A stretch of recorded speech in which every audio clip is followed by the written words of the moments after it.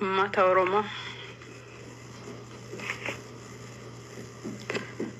yeroo baay'ee imimmaan ku qabachuuf baay'ee yaalaa ture. Emotional ta'uu dhiisuu yaalaa ture. Dhaamsa tokko qofa dabarfachuu barbaada. Namni kun na ajjeesa. Akka inni na ajjeesus ni beeka. Qalbiin kiyyas akka inni na ajjeesu natti himeera. Innis na agarsiiseera yeroo baay'ee.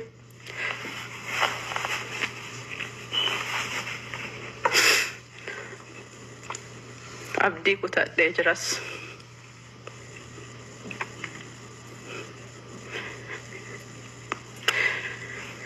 Garuu ammoo ilmaan kiyya jiraachuu barbaada. Ilmaan kiyya haadha sobbaas ta'e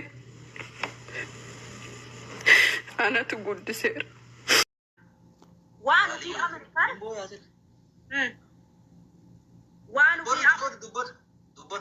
Mee amma Saaliyaa waa'ee micatti tana dubbannaa amma kan keetillee yeroo biraa dubbannaati. kanuu jiraadha. Mujatti bar fakkeenya guddaa uummata kana marataa jirti bar ayyala jirti muluu jara Awurooppaa jirti. Dhaggeeffattu warri na jala jiru kun wallaahi warri dhaggeeffatu ba dhaggeeffadha warri piroofaayilii dhooyifatu Suudi Arabiyaa jira seenaa muluu jara na jala oolu Awurooppaa jirti jirtu guutuun ji ta Liibiyaan baate ta Masri muluun isee jala jirti. Diqaalaa Saaliyaa dubbadhu waan garaa keetii dubbatadhu. Wallaahi billahi ilmoon dhalchitee ijoollee tana rakkiftee biraa galtee deemti. Ijoollee tana itti dhalchitee ammooyyuu maallaquma faranjiin sadaqaa zakaa kennituuf tana gadi baatee dhiira taateen daladdu. Maqaan dhiira Awurooppaa makiinaa keessa teettee footoo ofii kana bartee gad dhiifti akka nama bakka gaarii jiru jechuudha.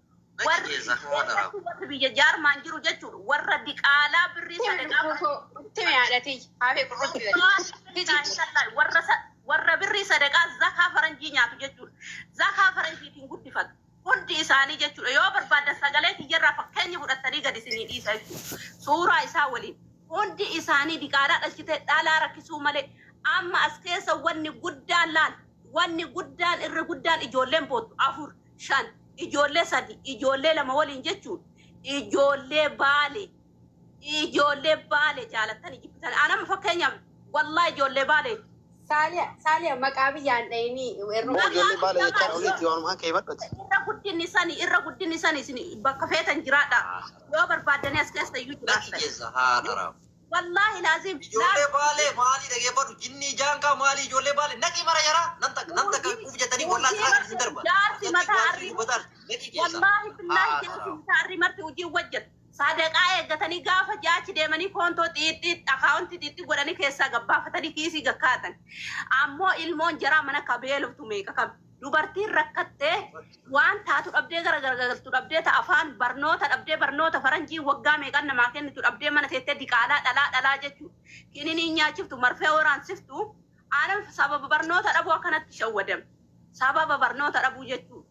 Garuu yoo haxxii wayii jiraattee jette ima irra oolta deebitee jechuudha. Garuu wanni warra faranjii biyya faranjii keessattuu Awurooppaa sadaqaa malee gadi bayeen dalagu dhiirri. Sadaqaa faranjii malee jechuudha. Zakaa faranjiin dibaaftu diqaalaa guddisaa dubartii mana tukkaamsaa dubartii barnoota barsiiftu hojii gadi baatee akka dalagattuun hin qabdu waggaatti walirratti ulfeessitee achiin booda gadi baatee dhiqattee nyaattee dhuddee ka itti kennu faranjii ofii xaaruun qabdu waan barbaadde biyya godhatti. Yoo kaate ilmaan jaraa asitti rakkatti jechuudha. Ilmaan jaraa wallaahi billaahi beelessaa dhoobessaatiin waan barbaadde biyya godhatu. Achiin gara kaatee biraalitti qaanii fedhii ofii guuttattee waa hunda tartiiba deeffattee mana gaarii mala godhattee jette itti dhiiftee ijoollee 5 miti 4 miti 3 qabaatu. Fincaanuma ofii kana gattee biraa deemti. Wallahi billahi. Keessattuu ta'a Awurooppaa namni dalagatu jiru. Warra amma reef makiinaa bitatee laal. Makiinaa yoo bitate waan birqiitii akka gizeen didiqqoo uffata yoo nuu bitanii. Karameellaa nuu bitan ittiin cuullifannoo akkasitti ittiin cuullifatti jechuudha. Geejjibdoota hundi isaanii keessattuu warra as keessa jiru. Birrii daa'imaatiin akka jarri manjaa fi qaadii baafatan itti ni bareechisu. Maana keessattuu biyya akka biyya Jaarmaanii jirtu biyyi teessoo nama nyaachisu. Biyyi barbaanteettee nyaachif. Sadaqaa guurataa hundi isaanii jettu. Hajaarsa kiyyaa silaa homaan qaban adda sun. Hattuudhaan hunda wallaahi hunda. Mana ijaarate akkuma nama mana ijaarate dalagat tokkochi gadi ba'ee dalagu hin jiru. Balala akka harree adii yoo nama rabbi sodaatu nama diinii wayii qabu yoo taate malee tokkoon namaa namni dalagatu hin jiru jechuudha. Wallaahi sadaqaa kadhataa jechuudha. Sadaqaa eeggataa qanii jiini gahe birriin nuun galle birriin hin galle birriin hin jirtu akka sedhanii baar. Hadha birriin nuun galle dhiyaa kana nuun galle waraqaa kana fidaa nuun jedhan akkana foormii guutaa nuun jedhan birri daa'imaniitiin kadhattuudhaan diqaalaa bichaa dhalchite wallaahi ila kunoo jaalatanii jibbitanii keessattuu wanni akka ummata siin qommantoo inumaa hin jiru addunyaa tanarra. Hattuudhaan hundi isii hattuudha. Maa obboleessa kiyyan taane. Diqaalaa garanaa garasi dhalchaatiin nadhiin taanii taan fuudhaa itti dhalchaa rakkisaa biraa deemti malee akka dhiiraatitti hin jiraattu gadi baatee daladdee ilmoo ofii gibira mootummaa kafaltee namni waliin jiraatu hin jiru. Dubartii waliin mana ooltii bar guyyaa mana. Guyyaatti naa dubbatuudha. Garaa akkasii buusaan. Sitti bee jira mana kiyya carraa nuu kenni gaa. Haa dubbatu. Asirgichaa nuuf nagri. Nam takka useetanii jechuun afaan takka dubbatanii darbee ayyaa agarsiisu buusan. Ishi badaboo. Wallahi akkasi ani wanni kijibe jiru hunduu beeka amma warri jaarmaan keessa jiru faa keessattuu warri jaarmaan keessa jiru warri zakaa nyaatu hundi isaanii ubbeeku. Lafee ofii eessa jirta banne kamiira keessa galee itti dhalchee badeeyitu jira. Ingilaandi jira jaarsi kee? Haadhara. Asuma keessa jira as keessa jirtaam jaarmaan keessa jirta. Iniisis ture maal edda? Kaballaa takkaafuu waggaa furtamii iniisis ture. Isi saara warra biraa taate. Haadhara. Sagalee fonnaa isaa sitti ergaa qoyoo barbaadde as keessa jirtaami. Kami bannaati ka nyaatame kun taballaan haandu taballa. Ittiin nyaata. Ittiin fooloo argattanii qo'ame. Anaamaan ergine ati ajandaa akkanaa kana keessa eeggataati maanaan ergine. Hattuu uummata jaarmaanii wallaahi. Ati akka sabaa Kindergeldi ijoollee meeqa qabda? Firii kindergeldi ibenne rakkanne jira. Isaa kingalchi mee wanni isaa kingalchi. Asal isaa kingalchi ni torgi nadi dira. Keessa jira qoy an kalee wayitti ani isin hin jedhuma qoy hadhate eessaa dhufte kalee waggaas lama dura isin iyyaa ture. Wallaahi laazim. Eessa jirtan kalee? Kindergeldiin dubbiidha leeka namni mukatti gale ka gayyaate jikoonni ulee guuratte amma dhaabatu. Na dhageeffadhu. Akaawuntii qabattee baankii afoo dhaabatti barqanii jiini soddoma. Ishpaarka si afoo itti bariitiin beekaan ni beeka. Maal gochuu? Dubartiin madateetti taankii sii gakkaattee taan ammoo barbirriin hin galle birrii dhufee jiru waan ta'e hin beenne wayi foraqaa wayi ergani foormiin kun akka sedhanii bar. Gaara baraanii jettee bootii dubartiin wallaahi billaa yaa namicha. Oksee biyyatti ergatanii oksee biyyatti ergata. Oksee biyyatti ergataami? Oksee biyyatti ergataa jetta. Oksee erga'ee wallaahi.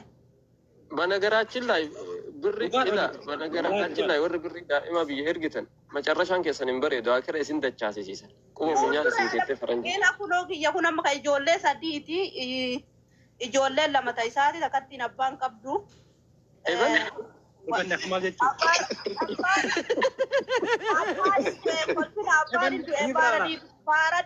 Kolfina baaruma isinirra yaadasanis du'e jedhi diqaalaa miti. Dafee deemne kun. Akkasi Rabbi warra jannata haa godhu. Abbaan qabne tuni wallaahi billaahi daa'ima waggaa 3 jechuudha. Raafi jennaan kan yoo nyaanni jiru naan jette jedhan tanaa guban qabu irrimni na qabu dide. Maal jedhe? Koi waas gaafadhu buletti. Silki bagee bichaa keessaa naa kaa'e. Ila koi waa takkatti jira laala wanni maaltu jira beekta biyya kanatti amma laala waan akkanaallee naasa'inati ilmoo si harkaa fudhatti faranjiin namni sagalee itti dubbattu kanan waraaba. Ilmoon kee osoo waan nyaatiin bulcha jechuun na dhageeffadhutti taasifaa akka nama taasifaa kutateetitti naasa'in ilmoon haadha malee hin bareeddu. Sagalee isaa iyyuu sagalee isaa. Na dhageeffadhu ammaan sitti maa na dhageeffadhu. Obboleetti na dhageeffadhu ilmoon haadha malee hin bareeddu. Faranjiin akkanaanuu ilmoo muslimaaf ariitee fudhatti. Lakki fudhatu. Sirraa fudhata. Hin fudhatu. Kuni kijiba kana uf shaffanuuf yoo taate malee wanni faranjii fudhattu hin jiru. Ammaalittu shaffana isin yoo hudduu keessan karaa kee qabatee karaa irra deeman karaa isinitti mee gattaa isiniin jedhe kabajatti godha hudduu teessanii karaa naagaraa deemtanii diqaalaan dhalina wayita isiniin jedhu waggaa lama dura isiniin jedhaa ture bara. Seeraan nu fuudhee bara akkasan seerumaan nu kadhatee nu fuudhee malee akkanaa itti seenne. Hin sobdu. Fuulduree haadha bu'an ni kaaha qaba maatiin jarra waliin. Viidiyoo godhii kakadhu as bahi. Asbahi video edana himbulini qabriin haasisa jedhe ibee kaka sarman taaf sigara keedhi warra biyya kara hin qabdu yellish waan boru isa anaaf inni lasbaane haasa'uu dandeenyu ban waan addunyaan dhaquu dandeenyu nama isin beeynetti maatin amma walumaa gala qabadha wanna meeshaa teessa walitti cufadha anuma isiniin jedhe qoshaa sadhiirra biyya kana jaarsa jala akkami cuftanii kaayoo hidhatte fayyaan qabdu na dhageeffadhu jaarsa jala hin jedhin jaarsa hin argine deemtee kun mana shiishaatti dhayitee shamarate namatti dhiirri biyya kana naaqo hallen takka takkaan jira bee. Ishid muyyattiin bootu tuni seera wal fuudhammoo ufiin bira dhaqxeetiin akkanatti si rakkise haadha maatii. Biyya faranjii as hin jirtu Iroopp hin jirtu Ameerikaa jirtee dhimjattiin amma keessan illee macha.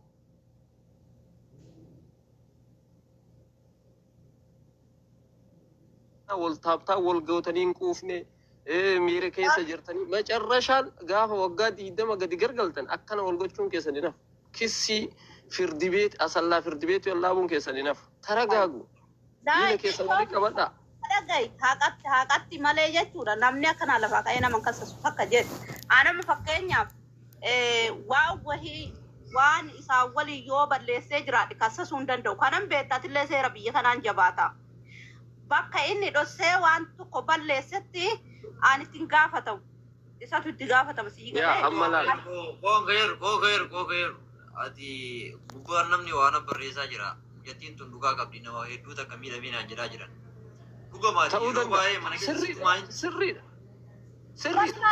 waan itti baadiyyaadha yeroo baay'ee situmaa namichaan kun kun haasoftuudha namni barataa dubbatan mana keessa situmaa naatuma ni maddu ani ni maddu ini maddu Ibanne malal na barreessaran gubbaa Ibanne dhumateef bakka dhumateef naa yoo barbaadan barkuru kana dafnees taaziyaa teennaa fi maqaanutti taaziyaa teennaa akka nama diqaalaa akkanumaan ol ka'ee walis galeetii miti anila yoo barbaadde jechuudha akkana goonuu lafee jaarsummaa ta'anii lafee warra dawwallee himnaa fi bakka kun gadi fagaatuun isaa nafu maqaa isaanitti fayyaa qabdu warri biyyaatu wallolee bar warri biyyaatu wallolee intalli waan biyyatti ijaarate isa maqaa keessitti haa qayyaru isa jaarsummaa goona waan biyyatti ijaare amma gara Itoophiyaa keenyaatti kan deebinu maali beektaa dhiigonni baay'een warroonni Awurooppaa jiran muyyattii tanaa jabeessa qalbii seenaa kan muyyattii tanaa sirritti jabeessa sagalee taa'aa fi wallaahi